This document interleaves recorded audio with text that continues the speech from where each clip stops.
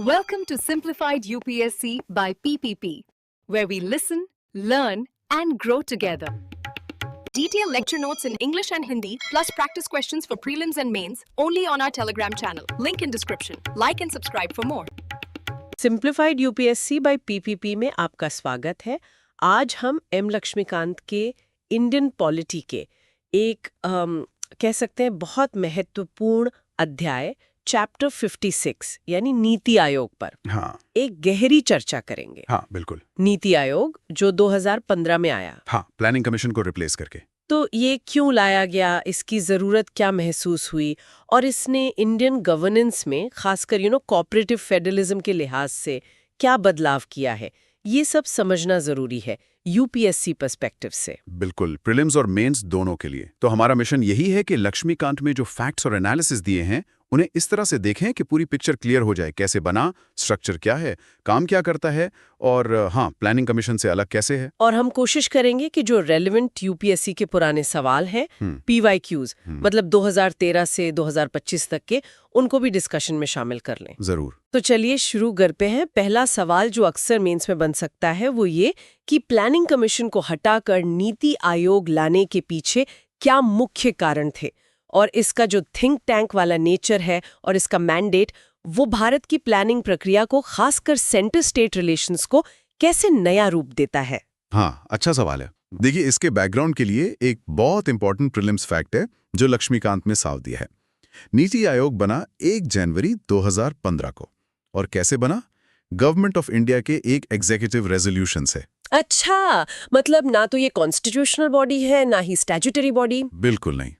जैसे planning commission थी वो भी एक एग्जीक्यूटिव रेजोल्यूशन से ही बनी थी मार्च 1950 में, पर नीति आयोग का तरीका बिल्कुल अलग है। सही। तो प्लानिंग कमीशन की कुछ सीमाएं थीं, लिमिटेशंस थी, जिनके कारण ये बदलाव जरूरी लगा। लक्ष्मीकांत भी पॉइंट आउट करते हैं कि प्लानिंग कमीशन का अप्रोच ज्यादातर टॉप डाउन था, मतलब सेंटर पॉलिसी बनाता था। और स्टेट्स उसे लागू करते थे। बिल्कुल, स्टेट्स की जो भागीदारी थी प्लानिंग प्रोसेस में वो बहुत सीमित थी और वो वन साइज फिट्स ऑल वाला अप्रोच हर राज्य की अलग अलग जरूरतों के लिए फिट नहीं बैठता था। सही बात है। और एक और बड़ी बात थी, प्लानिंग कमीशन के पास फाइनेंशियल एलोकेशन की काफी पावर थी। इससे वो बहुत शक्तिशाली तो था, लेकिन सेंटर स्टेट रिलेशंस में थोड़ी फ्रिक्शन भी रहती थी। वो तो था। और फिर बदलती इकोनॉमिक रियलिटीज जैसे ग्लोबलाइजेशन, मार्केट इकोनॉमी का बढ़ता असर, इन सब के लिए एक नया इंस्टीट्यूशन चाहिए था जो ज्यादा फ्लेक्सिबल हो, कोलैबोरेटिव हो और राज्यों को बराबर का भागीदार समझे। यहीं पर नीति आयोग का थिंक टैंक वाला रोल आता है। अच्छा। लक्ष्मीकांत कहते हैं कि इसे एक डायरेक्शनल एंड पॉलिसी डायनामो की तरह सोचा गया था। इसका काम है सलाह देना, पॉलिसी इनपुट्स देना, नॉलेज हब बनना, न कि फंड बांटना। एग्जैक्टली। और इसका जो कोर आइडिया है वो है कोऑपरेटिव फेडरलिज्म को मजबूत करना, मतलब जहां सेंटर और स्टेट्स मिलकर नेशनल डेवलपमेंट प्रायोरिटीज तय करें और उन पर काम करें। प्लानिंग कमीशन के टाइम पे एनडीसी थी, नेशनल डेवलपमेंट काउंसिल, जिसके जरिए स्टेट्स इन्वॉल्व होते थे। लेकिन नीति आयोग की जो गवर्निंग काउंसिल है, गवर्निंग काउंसिल, उसमें सारे सीएम्स और यूटीज के लेफ्टिनेंट गवर्नर्स की सीधी भागीदारी है।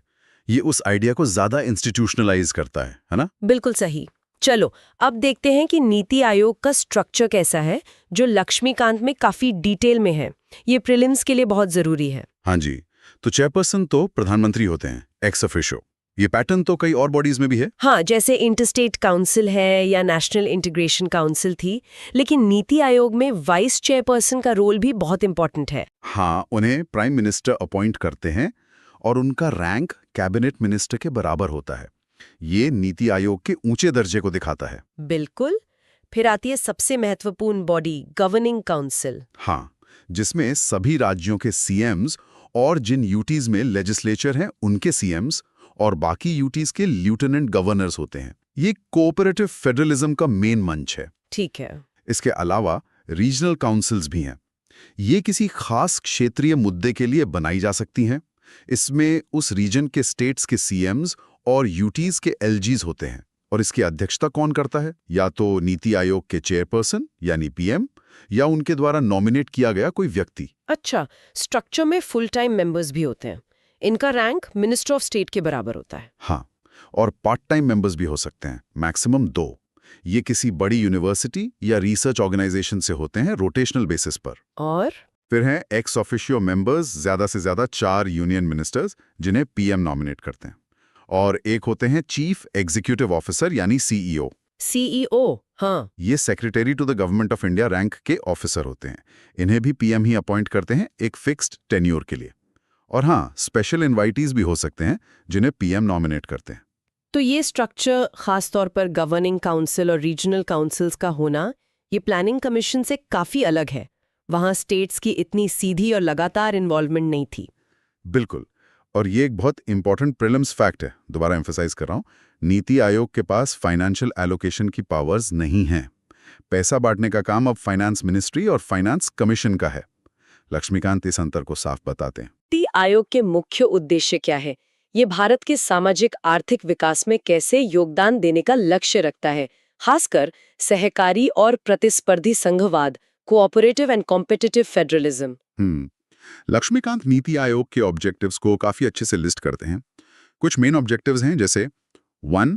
कोऑपरेटिव फेडरलिज्म को फॉस्टर करना, मतलब राज्यों के साथ लगातार स्ट्रक्चर्ड सपोर्ट और मैकेनिज्म्स के जरिए काम करना। ठीक है।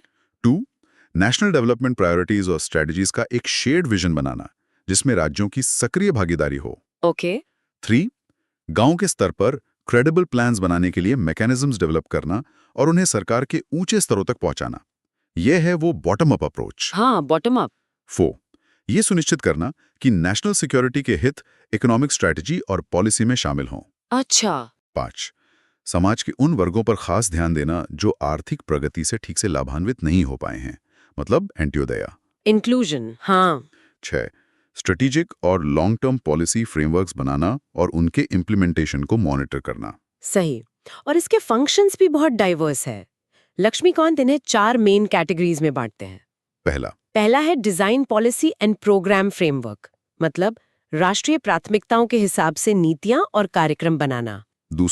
दूसरा फॉस्टर कोऑपरेटिव फेडरलिज्म, राज्यों के साथ मिलकर काम करना। तीसरा मॉनिटरिंग एंड इवैल्यूएशन, प्रोग्राम्स और इनिशिएटिव्स के इम्प्लीमेंटेशन को मॉनिटर और इवैल्यूएट करना। इसके लिए नीति आयोग के अंदर एक अलग से ऑफिस भी है, डीएमईओ, हाँ, development monitoring and evaluation office. और चौथा think tank and knowledge and innovation hub, मतलब रिसर्च करना, बेस्ट प्रैक्टिसेस को डॉक्यूमेंट करना, राज्यों के बीच नॉलेज शेयर करना। इसके लिए नीति आयोग के 2 मेन हब्स हैं, टीम इंडिया हब, जो स्टेट्स के साथ इंटरफेस करता है, हाँ, और नॉलेज एंड इनोवेशन हब, जो थिंक टैंक वाली कैपेबिलिटीज बनाता है। यहीं पर कंपैरेटिव फेडरलिज्म का कॉन्सेप्ट भी आता है ना? बिल्कुल। ये एक बहुत इंपॉर्टेंट प्रीलिम्स फैक्ट है। नीति आयोग राज्यों के बीच हेल्थी कंपटीशन को बढ़ावा देता है। कैसे? कई सारे इंडेक्सेस जारी करके। जैसे वो हेल्थ इंडेक्स? हाँ, health index, school education quality index, state energy and climate index, India innovation index वगैरह वगैरह। लक्ष्मीकांत बताते हैं कि ये इंडेक्सेस राज्यों को अपनी परफॉर्मेंस सुधारने के लिए मोटिवेट करते हैं और बेस्ट प्रैक्टिसेस शेयर करने का प्लेटफॉर्म देते हैं। सही। एक और काम जो पहले प्लानिंग कमीशन करती थी, वो था 5 ईयर प्लान्स बनाना। नीति आयोग ने उसे बदल दिया है लॉन्ग टर्म विजन डॉक्यूमेंट से। हाँ, जैसे वो 15 साल का विजन डॉक्यूमेंट, 7 साल का स्ट्रेटेजी पेपर और 3 साल का एक्शन एजेंडा। ये अप्रोच ज्यादा फ्लेक्सिबल माना जाता है। हाँ, शायद 2017-18 के आसपास एक यूपीएससी प्रीलिम्स पीवाईक्यू में पूछा भी गया था कि नीति आयोग कौन से डॉक्यूमेंट्स जारी करता है। तो ये विजन, स्ट्रैटेजी और एक्शन एजेंडा, ये नाम याद रखने जरूरी हैं। बिल्कुल। और क्रॉस रेफरेंसिंग करें तो ये इंडिसेस और रिपोर्ट्स गवर्नेंस जीएस पेपर 2 और इकोनॉमिक डेवलपमेंट जीएस पेपर 3 दोनों के लिए इंपॉर्टेंट है। इनसे सरकारी योजनाओं की इफेक्टिवनेस पता चलती है और पॉलिसी सुधारने में मदद मिलती है। चलो, अब जरा नीति आयोग और प्लानिंग कमीशन के बीच जो मुख्य अंतर हैं, उन पर बात करते हैं। जैसा लक्ष्मीकांत में बताया गया है, ये मेंस के लिए एक बहुत कॉमन कंपैरिजन है। वैसे कुछ पॉइंट्स तो हमने डिस्कस कर ही लिए हैं, जैसे अप्रोच और फाइनेंशियल पावर्स। हाँ, पहला अंतर तो उनके नेचर का ही है। एनआईटी आयोग एक एडवाइजरी बॉडी है, एक थिंक टैंक, जबकि प्लानिंग कमीशन एक प्लानिंग बॉडी थी जिसके पास अच्छा खासा फाइनेंशियल पावर था। सही। दूसरा, स्टेट्स की भूमिका। नीति में राज्य ज्यादा सक्रिय भागीदार हैं गवर्निंग काउंसिल के जरिए। प्लानिंग कमीशन में उनकी भूमिका ज्यादा पैसिव थी, बस एनडीसी मीटिंग्स में आते थे। तीसरा, फंड एलोकेशन। हाँ, नीति के पास राज्यों को फंड देने की शक्ति नहीं है। ये काम अब फाइनेंस मिनिस्ट्री का है। प्लानिंग कमीशन राज्यों को डिस्क्रिशनरी ग्रांट्स देती थी। चौथा अंतर, पार्ट टाइम मेंबर्स का होना। नीति आयोग में बड़ी यूनिवर्सिटीज और रिसर्च इंस्टीट्यूशन से एक्सपर्ट्स को पार्ट टाइम सदस्य बनाने का प्रावधान है। ये प्लानिंग कमीशन में नहीं था। हाँ, ये नीति के थिंक टैंक नेचर को और पुख्ता करता है। और पांचवां, नीति आयोग नीतियां थोप नहीं सकता। इसकी सिफारिशें राज्यों पर बाइंडिंग नहीं है। प्लानिंग कमीशन के जो प्लान्स अप्रूव होते थे वो काफी हद तक बाइंडिंग होते थे। यहाँ एक क्रिटिकल व्यू पॉइंट भी आता है जो कभी-कभी सुनने को मिलता है। वो ये कि क्या बिना फाइनेंशियल पावर्स के नीति आयोग राज्यों को अपनी सिफारिशें मनवाने के लिए इफेक्टिवली मना सकता है? ये एक वैलिड सवाल है। क्या सिर्फ कंपैरेटिव फेडरलिज्म और नॉलेज शेयरिंग राज्यों को अलाइन करने के लिए काफी हैं? लक्ष्मीकांत सीधे तौर पर ये क्रिटिक नहीं देते, पर यह कॉन्टेक्स्ट समझना जरूरी है। नीति आयोग का प्रभाव उसकी सलाह की क्वालिटी और सेंटर स्टेट कोऑर्डिनेशन पर निर्भर करता है। बिल्कुल। अब आते हैं नीति आयोग के गाइडिंग प्रिंसिपल्स पर। लक्ष्मीकांत बताते हैं कि NITI Aayog 7 pillars of effective governance पर आधारित है। क्या है वो? हाँ, वो है pro people, pro activity, participation, empowering खासकर महिलाओं को, इंक्लूजन ऑफ ऑल यानी अंत्योदय, इक्वालिटी और ट्रांसपेरेंसी। ये सिद्धांत गुड गवर्नेंस के जो बड़े आइडियल्स हैं उनसे मिलते जुलते हैं। बिल्कुल। और इसके जो अटैच्ड ऑफिसेज हैं उनकी बात करें तो development monitoring and evaluation office, DMEO का जिक्र तो हमने किया। इसका काम सरकारी कार्यक्रमों का इंडिपेंडेंट इवैल्यूएशन करना है। हाँ, डीएमईओ। एक और बॉडी है national institute of labour economics research and development यानी NILRD। ये पहले institute of applied manpower research IMR कहलाता था। अच्छा, NILRD। हाँ, ये नीति आयोग का एक सबऑर्डिनेट ऑफिस है जो ह्यूमन रिसोर्स डेवलपमेंट और मैन पावर प्लानिंग पर रिसर्च करता है। ये एक इंपॉर्टेंट प्रीलिम्स फैक्ट हो सकता है कि DMEO या NILRD किसके अंडर काम करते हैं। ठीक है, तो इस पूरी चर्चा को अगर समेटे, हमने देखा कि नीति आयोग क्यों लाया गया प्लानिंग कमीशन की जगह। कोऑपरेटिव फेडरलिज्म और बॉटम अप अप्रोच जैसे आइडियाज इसके पीछे थे। हाँ, हमने इसका स्ट्रक्चर, ऑब्जेक्टिव्स, फंक्शन सब समझा जैसा लक्ष्मीकांत में दिया है, और प्लानिंग कमीशन से इसके की डिफरेंसेस पर भी ध्यान दिया। तो मेन टेकअवे के लिए कुछ की पॉइंट्स निकाल सकते हैं। 1. नीति आयोग एक तरह का पैराडाइम शिफ्ट है सेंट्रलाइज्ड प्लानिंग से कोऑपरेटिव फेडरलिज्म की ओर, जहां राज्यों को विकास में बराबर का भागीदार बनाने का लक्ष्य है। ठीक है। 2. इसका थिंक टैंक वाला role policy direction, knowledge sharing और इनोवेशन पर फोकस करता है, न कि पैसे बांटने पर। ओके।